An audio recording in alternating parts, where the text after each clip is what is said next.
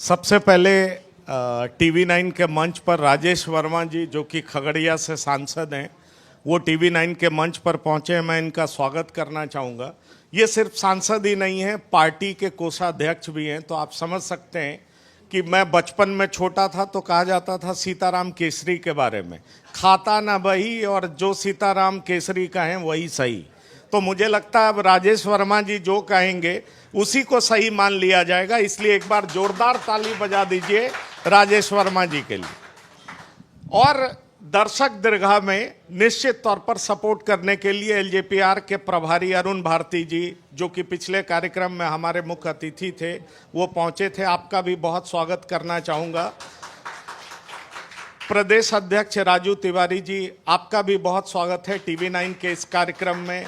रितेश जी, संजय पासवान जी और तमाम लोगों का जो इस कार्यक्रम में उन्होंने इंटरेस्ट दिखाया और जिस तरीके से TV9 के मंच पर बार बार आने की इच्छा जता रहे हैं, वो निश्चित तौर पर हमारे उत्साह को कई गुना ज़्यादा बढ़ा रहा है। इसलिए आप सब लोगों का एक बार जोरदार स्वागत है पूर्णिया के मंच पर भी, इसलिए जोरदार ताली बजाइए सब लोगों के लिए। अब सवालों का सिलसिला शुरू करते हैं। अभी तक मैं होस्ट था इसलिए मैं स्वागत कर रहा था। अब सवालों का हाइड्रोजन बम भी होगा और फुसफुस बम भी होगा, जिसको बिहार खगड़िया में मिर्चैया बम बोलते हैं, तो वो भी होगा, पर सवाल होगा और बम सब होगा। तो राजेश वर्मा जी, आप तो बड़े ही कुशल व्यापारी हैं। बिहार में कोई कुछ कर ले, अंत में जब तक राजनीतिज्ञ नहीं होता उसको लगता ही नहीं है हमने कुछ पाया है। तो एक सफल व्यापारी को राजनीति में आने की जरूरत क्या पड़ गई? देखिए, मुझे लगता है कि बिहार में और बिहार के पॉलिटिशियंस को लेकर देश भर में एक परसेप्शन ये है कि यदि आपके पास बाहुबल है तभी आप राजनीति में आ सकते हैं, और कोई गैर राजनीतिक परिवार के लिए राजनीति में आना किसी चैलेंज से कम नहीं है, संघर्ष से कम नहीं है।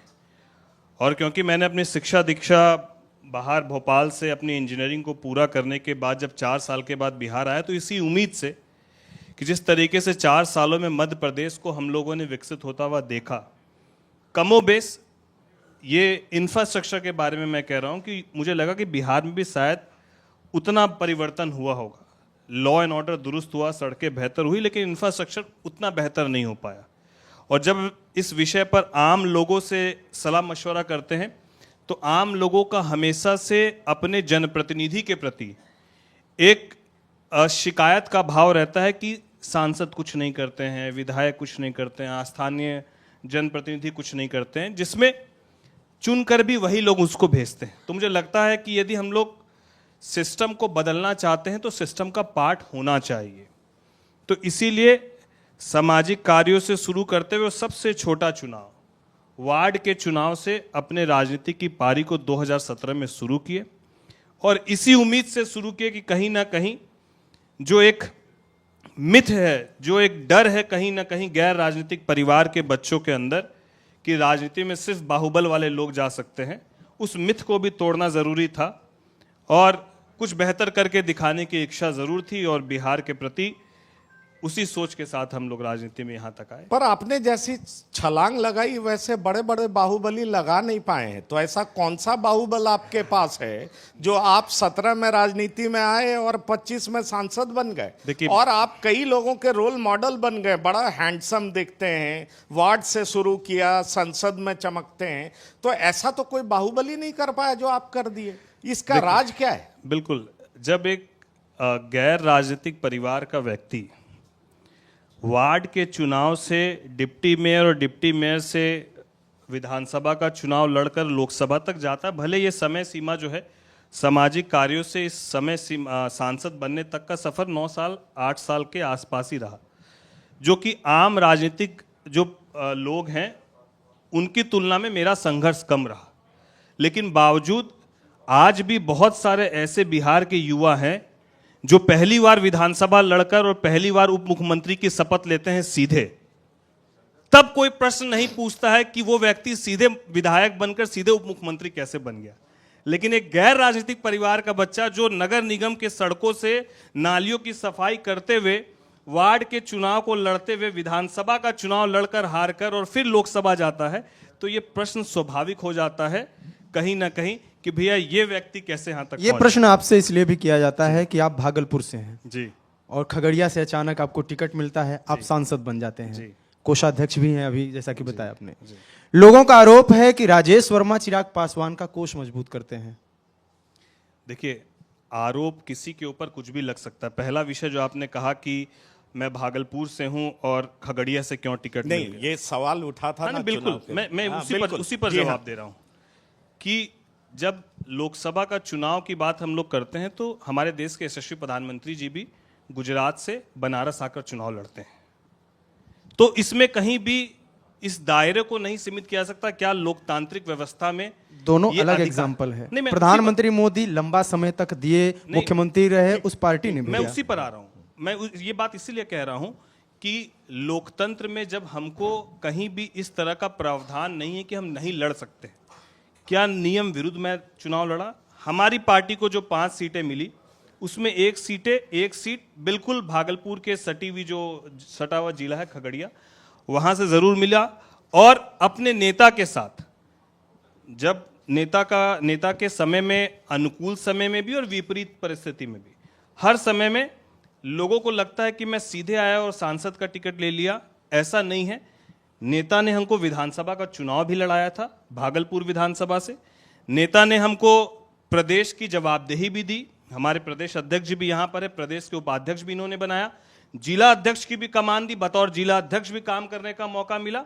और फिर नेता ने एक समय के बाद ये विश्वास जरूर दिखाया कि हम युवाओं को और महिलाओं को, जो मेरे नेता हमेशा इस बात को कहते हैं कि महिला और युवाओं की भागीदारी हम 100% सुनिश्चित करना चाहते हैं, और उस कड़ी में उन्होंने मुझे मौका दिया। हाँ, कहीं ना कहीं मैं अपने आप को सौभाग्यशाली भी समझता हूं कि ये सौभाग्य मुझे जरूर मिला कम उम्र में चुनाव लड़ने का और देश के सर्वोच्च सदन का सदस्य बनने का। नहीं, मैं ये तो एक्सेप्ट करूंगा कि नेताजी ने बड़े राइट लोग को चूज किया है, क्योंकि इतने कम समय में आप फुल नेता बन गए, मैच्योरिटी दिखाई पड़ रही है, तो ये मैं मानूंगा उनका चुनाव बड़ा अच्छा है। पर मैं आपसे ये पूछना चाहता हूं, जब आप खगड़िया आए भागलपुर से, तो लोकल एलजेपी के लोगों को दिक्कत हुई होगी, क्योंकि हम जब कवर करने आए थे तो हमें ये सुनने को मिला था, जो सच्चाई बता रहा हूं, कि राजेश वर्मा जी हार जाएंगे, भागलपुर से आए हैं, यहाँ कोई वोट नहीं देगा, ये तरह तरह की बात थी। तो क्या एलजेपीआर की लोकल यूनिट आपके साथ थी? पहला सवाल। बिल्कुल।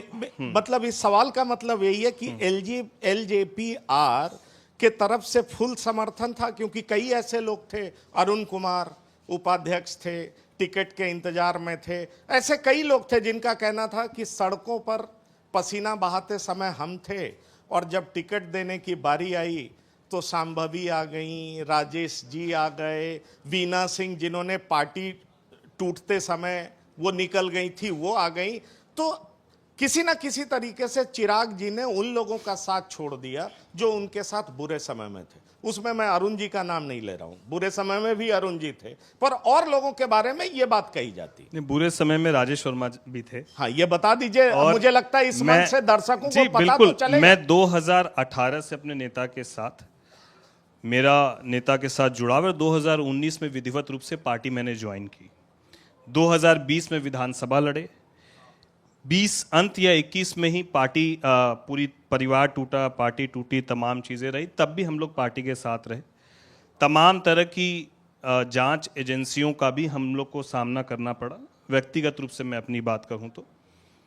और उन तमाम परिस्थितियों में नेता ने भी बहुत संभाला, और हम लोगों ने भी अपने नेता को उस वक्त जिस दौर में देखा, एक जो खूबसूरती चिराग पासवान जी की है, जो मुझे लगता है कि बंद कमरे में जो उनके बहुत पुराने लोग हैं वो इस बात को महसूस करते हो। मैं उस वक्त महसूस किया कि विपरीत परिस्थिति में भी चिराग पासवान के मनोबल को कोई तोड़ नहीं सकता है, और उन्होंने इस बात को कहा कि जीरो से वापस शुरू करेंगे, और आशीर्वाद यात्रा निकाल कर उन्होंने ये साबित करके दिखा दिया कि टूटी हुई पार्टी को किस तरीके से पूरे बिहार के लोगों को एकमत करके, पार्टी के तमाम लोगों को एकमत करते हुए कैसे वापस से 5 के 5 सांसद उन्होंने जिताने का काम चलिए। किया।